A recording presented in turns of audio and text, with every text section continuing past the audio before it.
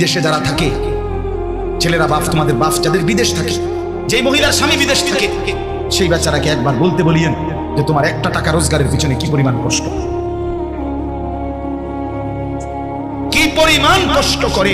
আমি নিজ চোখে দেখছি সৌদি আরবে বারবারই উমরা গেলে, তখন ওই বাংলাদেশি আমাদের ভাইরা অনেক দাওয়াত দেয় আমগরে, রুমে নেয়।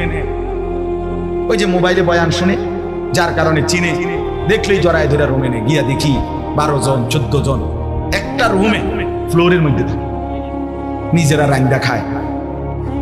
এক ছেলে আমার বলতেছে, হুজুর আমি 11টা বছর আজকে বাড়ির থেকে আসছি হুজুর, বাবার ঋণ শেষ হয় নাই, জমি জামা কেমনে কেমনে অনেক কিছু বাবা ঋণে, এই পরিবারের ঋণ এখনো শোধ করতে পারি নাই, এই জন্য হুজুর এখনো বাইর যাই।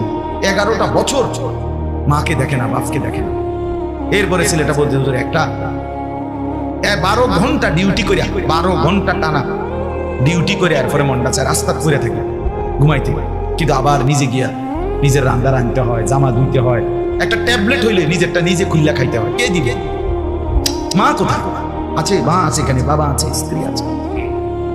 এতটা কষ্টের টাকা, এতটা। আমার এই অনেক ছেলে হুজুর কোনো সময় একটা বার্গার, কোনো সময় একটা ওই পোড়া মুরগি, এই একটা কিন্না খাইয়ালাই, পানি বুদ্দুর খাইয়া ঘুমাইলাই।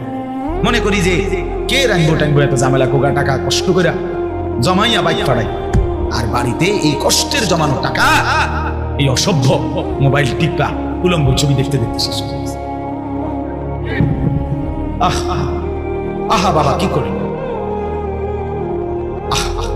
স্ত্রী, এই মহিলা এই কষ্টের স্বামীর জমানো টাকা, পাঠানো টাকা আরেক বেড়ার লগে কথা কইয়া অথবা বাজারে মার্কেটে ঘুরিয়া গেরা শেষ, তসনস তসনস।